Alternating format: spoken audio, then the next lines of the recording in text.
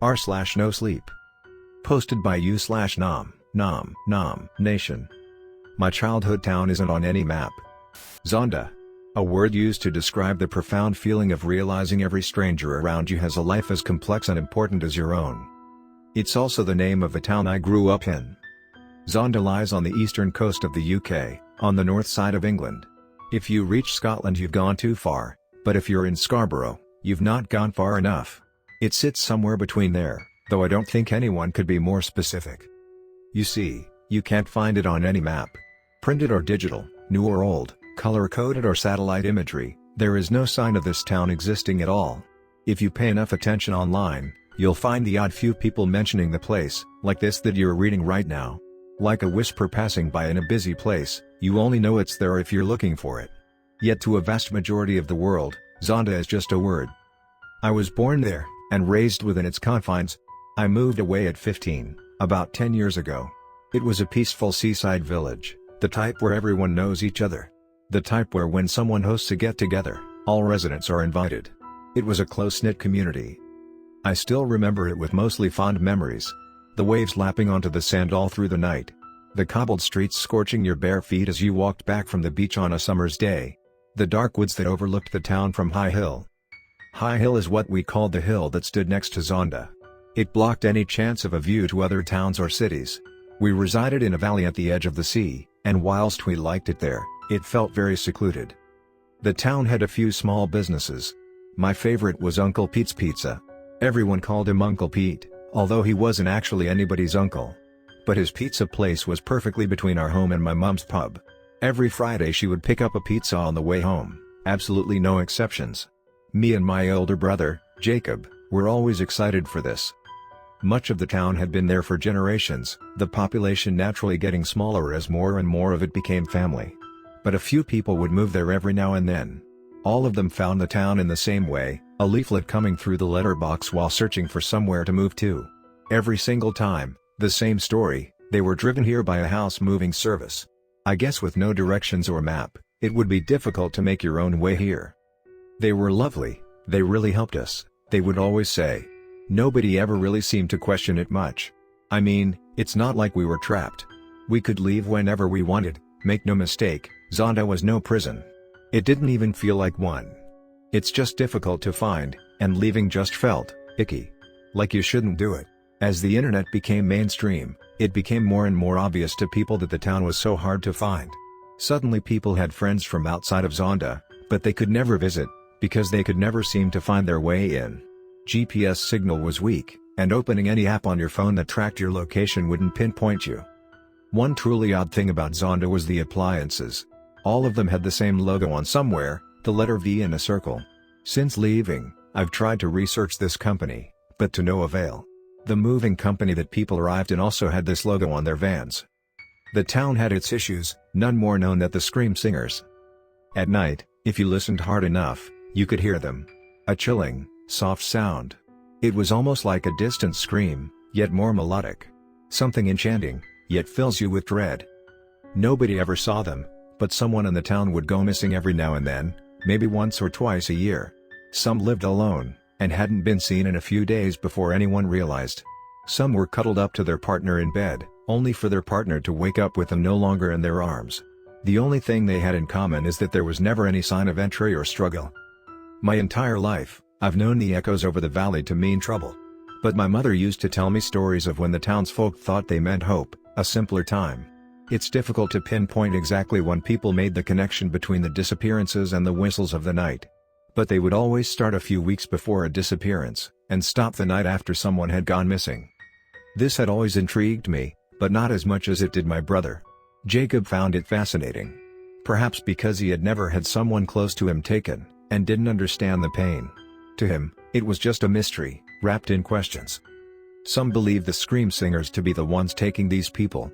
Some believe their calls to be a warning that something darker is coming. Whatever people believed their intentions to be, everyone knew that their somber singing over Zonda was only bad news. My fond memories of the town become clouded when the trauma of my final few days there enters my mind again. Years of therapy have helped me cope, but I feel talking about it publicly is the final thing that may bring me peace. As far as I know, I am the only person to have seen a scream singer. Or, at least, the only living person. It was the summer solstice, the longest day of the year. The 21st of June. Zonda has always held a small festival on this day. It dated back almost a century at the time, being the 97th consecutive solstice celebration. The festival took place not during those long sunlight hours, but as the sun began to set and the longest day ceased, at about 9:30 p.m. But the town of Zonda felt more melancholy than usual, especially for the festivities that were going on. The scream singers had started their wails again about 3 weeks prior, getting louder and louder each passing night. Sure enough, about an hour after the festival began, you could faintly hear the noises again, piercing through the sweeter melodies of the festival and the chatter of the crowds. People tried to ignore it, and continue the celebrations.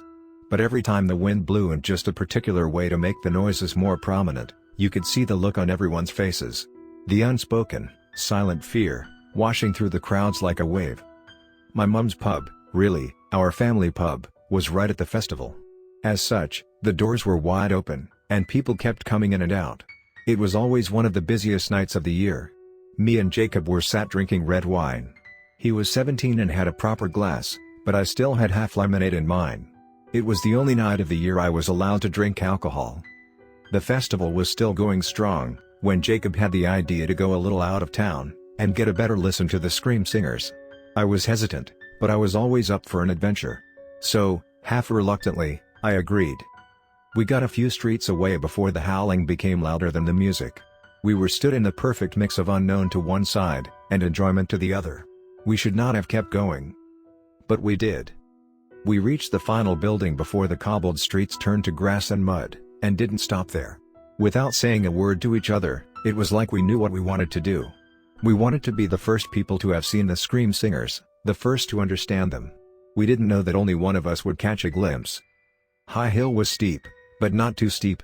You didn't need your hands to climb it, it just took a lot of energy. Every now and then, we looked back at Zonda. You would almost think it was a ghost town from how dark it looked, if not for the bright festival right in the center. The only clue of any life, all packed together. The sounds of cheering, singing, and music echoed up the hill. All the while, the sounds of ghostly wails echoed down. A battle between good and evil, not seen but only heard. As we reached the dark woods, we looked at each other. It felt like we hadn't spoken in ages, so I broke that. "We're really doing this?" Jacob nodded. I knew he would, I just needed to say something. Hearing nothing but ghastly screeches was driving me insane. We wandered around in there for what seemed like forever, though it was closer to maybe 5 minutes. Every slight crunch made me flinch and turn around. There was never anything there, but the haunting screams which were all around us. We reached a clearing, and the sounds of the scream singers seemed louder than ever. In the center of the clearing was a rock, about as tall as me, and a little wider. Jacob held me, as he could clearly tell I was scared. "It's alright, it's just sounds. There's nothing to be afraid of. Maybe we should head back." His words didn't comfort me. They only told me one thing: he couldn't see what I could see. Stood on the rock is something I will never get out of my mind. A tall, gray figure. About twice as tall as any human I'd ever seen. It had 2 arms, but only one hand. The hand it had looked what I can only describe as twisted. Its fingers weaved together in a way that didn't make sense, and certainly wasn't natural. The shape of it was overall humanoid, but the proportions were all wrong. It had no eyes, at least not at first. I was terrified looking at this thing, but the moment my heart truly dropped, was when eyes appeared. They slowly came out of its skin. There was no evidence that this creature should even have eyes, there were no holes for them. But as its face opened in a mesmerizingly disturbing way, I saw 2 eyes slowly come forward. The face closed again, with the eyes looking right at us. There were only 2 eyes. I counted them. 1, 2. Its face opened up again, as it let out a horrific scream. I ran. I ran faster than I ever have before in my life, only occasionally looking behind me to make sure Jacob was running with me. He was. But he wasn't running from the scream singer. He was only running to catch up with me. He had no idea why I was so scared at that moment. We ran all the way down High Hill, nearly tripping over. Running down a steep hill is difficult at the best of times. As we got back onto the cobbled streets, I turned around and looked up at the woods. No sign of anything chasing us, but the screams were still so loud, even down here. By this point, Jacob had caught up and was right beside me. He kept asking why I was running, but I was too shocked to answer him yet. We ran another street, and he reached out to hold me. I stopped running, and let him hug me. He told me that whatever I saw, it was going to be okay, and that we were safe. I closed my eyes with tears streaming down my face. I opened my mouth and began to explain what I saw, getting words out between choking on my tears. It was this great thing, on the rock. You could see the rock, right? Well, on top. I realized the howling had stopped. I opened my eyes. Jacob wasn't there. I was standing in the middle of the street, with my arms out, hugging nobody. I looked to my right and could see the festival. I felt empty and confused. I walked through the crowd, tears still streaming down my face. I found my mother at the bar and she asked me where I had been and if I knew where Jacob was. I told her everything and she closed up for the night. We both knew that the scream singers had claimed their next victim. She wasn't angry at me for going to the woods. She held me tight, and neither of us spoke a word. We just wept and wept until we were too tired and empty to weep anymore. The next day was Friday. I got out of bed in the morning after absolutely no sleep. My mom was downstairs, packing boxes. She told me we were leaving that same day. Within an hour we were in her car, driving away from home. We passed Uncle Pete's Pizza. I realized this was the first Friday in my life that we weren't eating from there.